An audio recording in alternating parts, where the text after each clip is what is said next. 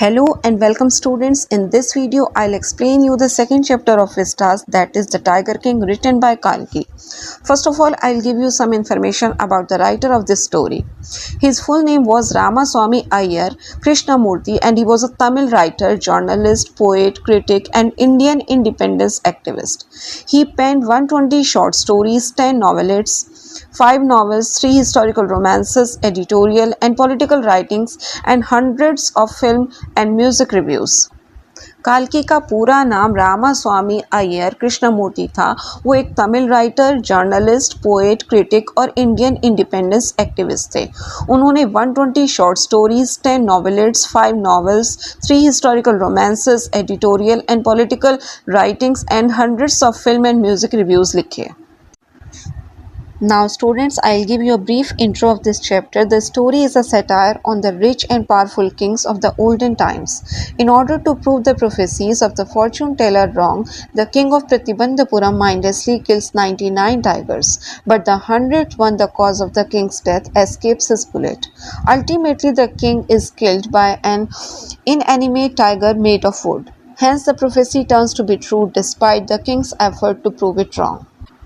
ये कहानी एक व्यंग्य है प्राचीन समय के अमीर और शक्तिशाली राजाओं के ऊपर।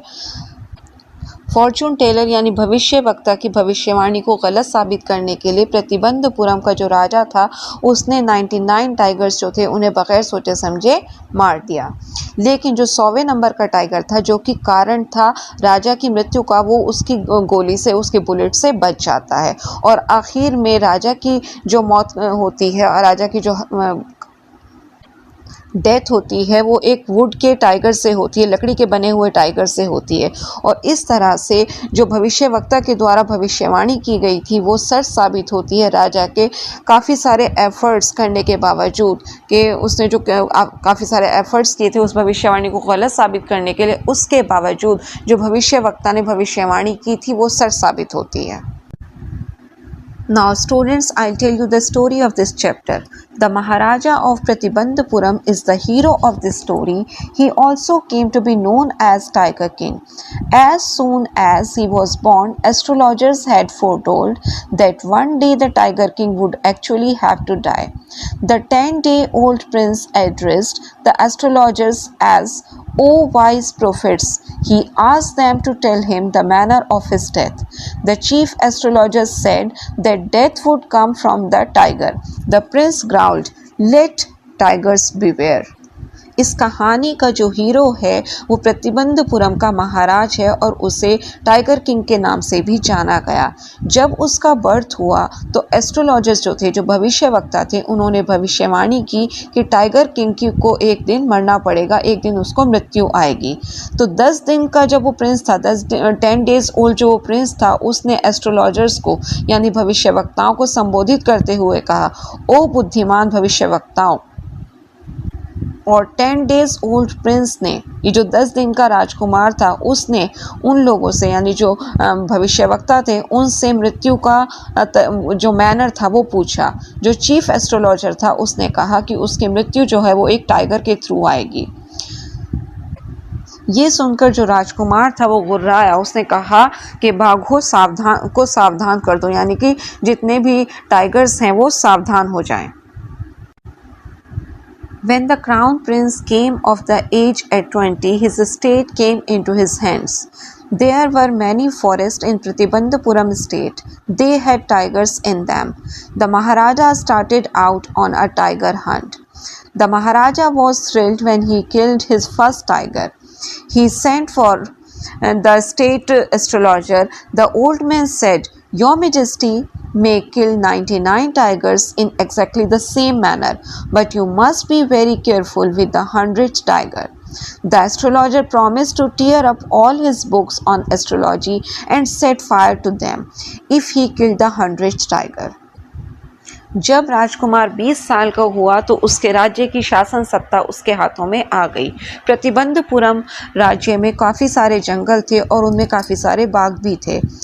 महाराजा ने जो है बाघ का शिकार करना शुरू कर दिया। जब उसने पहली बार बाघ को यानी टाइगर को मारा तो वो बहुत ज़्यादा रोमांचित था, बहुत ज़्यादा थ्रिल था। उसने राजकीय ज्योतिषी को बुलवाया। उस ओल्ड मैन ने, यानी कि जो वो बूढ़ा व्यक्ति था, उसने कहा, महाराज, चाहे आप इस ढंग से 99 टाइगर्स को मार दें, लेकिन आपको 100वें टाइगर से, यानी कि जो 100वें नंबर का बाघ होगा, उससे आपको सावधान रहना चाहिए। और ये अगर वो इसी तरीके से 100वें नंबर का टाइगर भी मार पाया तो ज्योतिषी ने ये प्रण लिया कि वो अपनी ज्योतिषी की सारी पुस्तकें, जितनी भी एस्ट्रोलॉजी की बुक्स थी, वो उन सबको फाड़ देगा और उन्हें आग लगा देगा। The state banned tiger hunting by anyone except the Maharaja. The Maharaja vowed he would attend to all other matters only after killing the 100 tigers. Initially, the king seemed well set to realize his ambition. He faced many dangers too.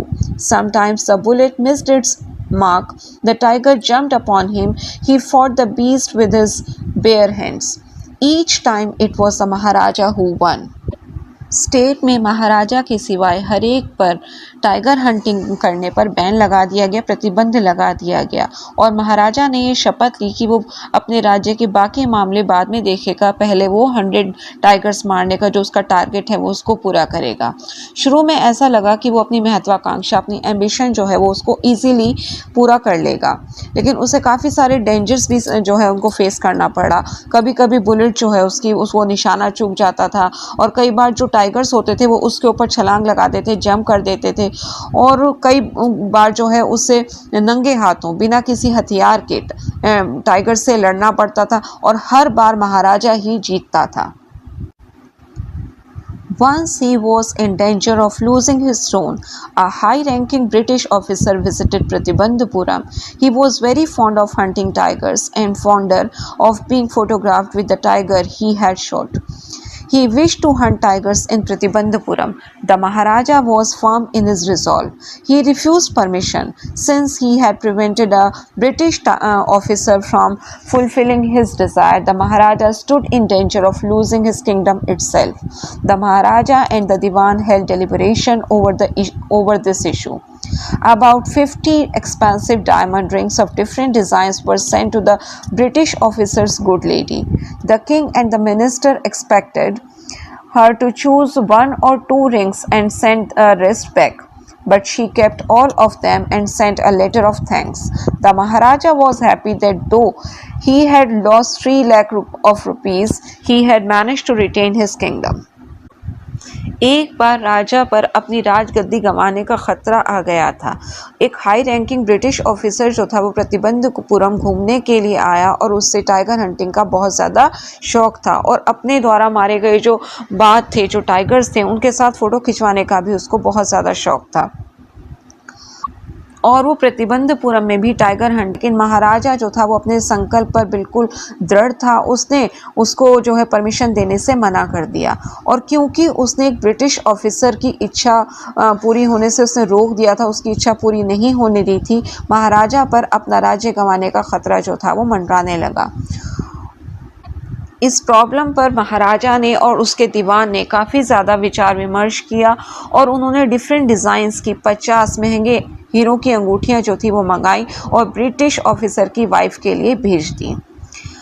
राजा और मंत्री जो थे वो ये expect कर रहे थे कि उसकी वाइफ जो है वो 1-2 जो फिंगर रिंग्स हैं वो चुन लेगी और जो बाकी होंगे उनको लौटा देगी, लेकिन उसने सारी की सारी अंगूठियां जो थी वो रख ली और एक थैंक्स का लेटर महाराजा को भेज दिया। यद्यपि महाराजा ने 3 लाख रुपये गंवा दिए थे, लेकिन फिर भी वो खुश था कि उसने अपना राज्य तो बचा ही लिया। The Maharaja's tiger hunt continued to be highly successful. Within 10 years, he had killed 70 tigers, but then there were no tigers left in Pratibandhapuram. One day, the Maharaja sent for his Diwan and told him that 30 tigers still remained to be shot down by his gun. He told the Diwan that he had decided to get married. The Diwan found the right girl from a state with a large number of tigers. Each time Maharaja Jangjang Bahadur visited his father-in-law, he killed 5 or 6 tigers. In this way, 99 tiger skins adorned the walls of the reception hall in the Pratibandhapuram palace. महाराजा का जो tiger Hunt था वो काफ़ी successful रहा। With in 10 years उसने जो है काफ़ी सारे 70 टाइगर्स जो थे वो मार डाले। लेकिन फिर जो है प्रतिबंधपुरम में कोई भी टाइगर नहीं बचा। एक दिन महाराजा ने अपने दीवान को बुलाया और उसे बताया कि उसकी गन से अभी 30 टाइगर्स को मारना अभी और बाकी है। उसे दीवान से बताया कि वो शादी करने का उसने डिसीजन लिया है, वो शादी करना चाहता है। और दीवान ने एक ऐसे राज्य की जो सही कन्या थी, एक लड़की जो थी, उसका चुनाव किया जहाँ पर बहुत ज़्यादा संख्या में टाइगर्स थे। और हर बार जब भी महाराजा जंगजुंग बहादुर अपने ससुराल में जाता था तो वो 5-6 टाइगर जो है वहाँ मार डालता था। और इस तरह से प्रतिबंधपुरम के राजमहल का जो रिसेप्शन था, वहाँ की जो दीवारें थी, वहाँ पर 99 टाइगर्स की जो खालें थी उनको सजा दिया गया था।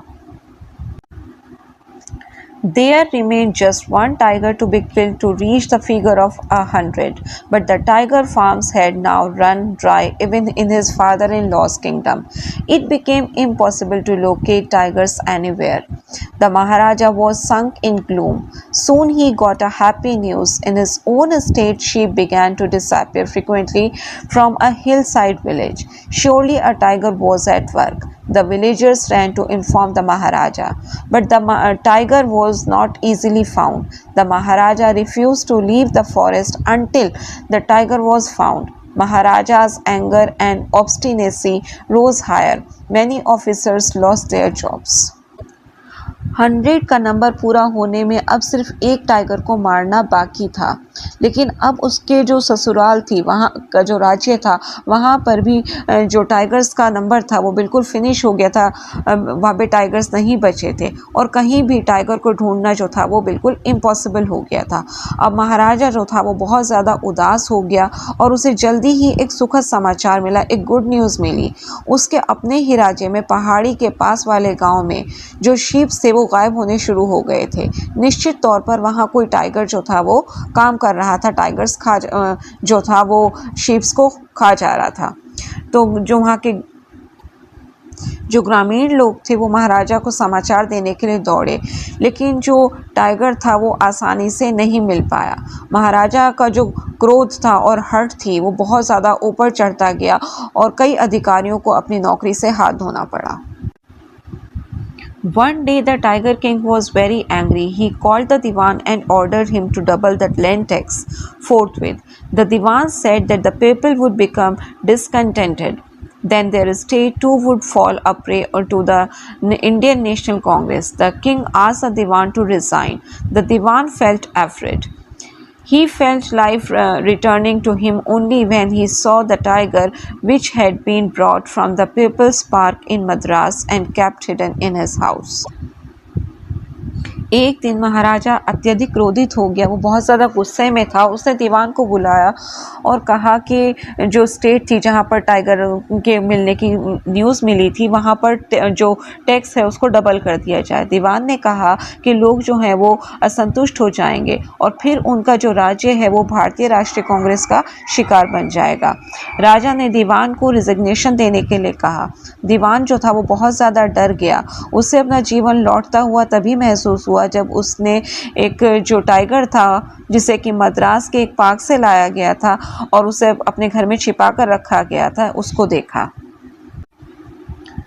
At midnight, the town was sleeping in peace. The Diwan and his aged wife dragged the old tiger to the car and showed it into the seat. The Diwan himself drove the car straight to the forest where the Maharaja was hunting. Now the tiger refused to get out of the car. Somehow the Diwan hauled the beast out of the car and pushed it down to the ground. आधी रात को जब पूरा town शांतिपूर्वक सो रहा था तो दीवान और उसकी जो बूढ़ी पत्नी थी उन्होंने उस बूढ़े टाइगर को कार तक घसीटा और किसी तरह से उसको सीट के नीचे धकेल दिया। दीवान खुद गाड़ी चलाता हुआ सीधे जंगल की तरफ चला गाड़ी लेकर, और जहाँ पर महाराज शिकार कर रहे थे। अब जो टाइगर था उसने गाड़ी से बाहर निकलने से इनकार कर दिया। किसी तरह से दीवान ने इस जो बीस्ट था, ये जो टाइगर था, उसको उठाकर कार से बाहर फेंका और ज़मीन के ऊपर धकेल दिया। On the following day, the same old tiger wandered into the Maharaja's presence and stood there. It was with boundless joy that the Maharaja took careful aim at the beast. The tiger fell in a crumbed heap. The Maharaja was happy that his vow to kill 100 tigers had been fulfilled. Ordering the tiger to be brought to the capital in grand procession, Maharaja left in his car. After the Maharaja left, the hunters went to take a closer look at the tiger. The tiger rolled its eyes and looked back at them. The man realized that the tiger was not dead. The bullet had missed it. It had fainted from the shock of the bullet whizzing past. One of the hunters took aim from a distance of 1 foot and shot the tiger. The dead tiger was taken in procession through the town and buried. अगले दिन वही tiger महाराजा के सामने जा पहुंचा और खड़ा हो गया और महाराजा जो था उसे देखकर उसके आनंद का कोई ठिकाना नहीं था। बिल्कुल बहुत ज़्यादा वो खुश हो गया और उसने केयरफुली एम लगाया, निशाना साधा और जो टाइगर था वो जो एक सिकुड़ कर जो है वो ढेर हो गया, वो फेंट हो गया। महाराजा बहुत खुश था कि उसका 100 टाइगर मारने का जो प्रण था, जो वो उसने लिया था, वो पूरा हो गया। महाराजा ने आदेश दिया कि इस टाइगर का जो है एक ग्रैंड प्रोसेशन निकाला जाए और उसे जो है राजधानी में लाया जाए और अपनी कार में वो वहाँ से चला गया। महाराजा के जाने के बाद जो वहाँ पर हंटर्स थे वो उस टाइगर को उसके नज़दीक पहुँचे उसको देखने के लिए, और जो टाइगर था उसने अपनी आंखें घुमाई और वो उनकी तरफ देखने लगा। जो टाइगर हंटर्स थे वो समझ गए कि जो टाइगर है वो नहीं मरा है, महाराज की गोली से नहीं मरा। गोली जो थी वो निशाना चूक गई थी और जो टाइगर था वो गोली के पास से गुजरने की आवाज़ से ही जो था वो बेहोश हो गया था। और उन्हीं में से जो हंटर्स थे, उन्हीं में से एक जो हंटर था उसने 1 फुट की दूरी से निशाना साधा और जो टाइगर था उसको मार गिराया। अब उस मरे हुए टाइगर की जो है प्रोसेशन निकाला गया, एक जुलूस निकाला गया और उसको राज्य में जो राजधानी थी वहाँ ले जाकर उसको दफना दिया गया। A few days later, the 3rd birthday of Maharaja's son was celebrated. He wished to give him some special gift on his birthday. He spotted a wooden tiger in a toy shop and decided it was a perfect gift. The wooden tiger cost only 2 annas and a quarter. But the shopkeeper called it a bargain at 300 rupees. He praised it as an extremely rare example of the craftsmanship. Actually, it had been carved by an unskilled carpenter. Its surface was rough. Tiny slivers of wood stood up like quills all over it. When the Maharaja was playing with his son, one of those slivers pierced the Maharaja's right hand. He pulled it out with his left hand and continued to play with the prince. कुछ दिनों बाद महाराजा के बेटे का 3रा birthday था और वो अपने बेटे को उसके बर्थडे पर कुछ स्पेशल गिफ्ट देना चाहता था। वो एक खिलौनों की दुकान में गया और उसे एक लकड़ी का टाइगर जो था उसे ख़रीदने का डिसाइड किया कि ये एक बहुत अच्छा जो है गिफ्ट रहेगा। और ये लकड़ी का जो टाइगर था उसकी कीमत सिर्फ 2.25 आने थी, लेकिन जो दुकानदार था, जो शॉपकीपर था, उसने इसे 300 रुपये का जो कीमत थी उस पर भी लाभ का सौदा बताया और उसने इसकी कारीगरी की बहुत ज़्यादा तारीफ़ की, बहुत ज़्यादा प्रशंसा की। लेकिन असलियत में इसे एक जो अनस्किल्ड कारपेंटर था उसने इसे बनाया था और इसका जो सरफेस था वो बहुत खुरदुरा था और उसमें बहुत छोटे छोटे जो हैं स्लाइवर्स निकले हुए थे, कांटों की तरह लकड़ियाँ निकली हुई थी लंबी लंबी। जब महाराजा अपने बेटे के साथ इस टाइगर से खेल रहा था तो उसमें जो लंबी लंबी स्लाइवर्स यानी कि जो फांसें निकली हुई थी वो महाराजा के दाएं हाथ में घुस गई और जो महाराजा थे उसने अपने बाएं हाथ से उसे खींचकर निकाल दिया और राजकुमार के साथ खेलता रहा। The next day, infection flared in the Maharaja's right hand. In 4 days, it developed into a sore-emitting pus. It spread all over his arm. 3 famous surgeons were brought in from Madras. After holding a consultation, they decided to operate. The operation was successful, but the Maharaja died. In this manner, the 100th tiger took its final revenge upon the Tiger King. अगले दिन जो infection था वो राजा के right hand में पूरा फैल गया और 4 दिन में जो ये मवाद निकलने के कारण जो घाव था वो फोड़े में बदल गया और ये उसके पूरे बाजू में, पूरे आर्म में फैल गया। मद्रास से जो 3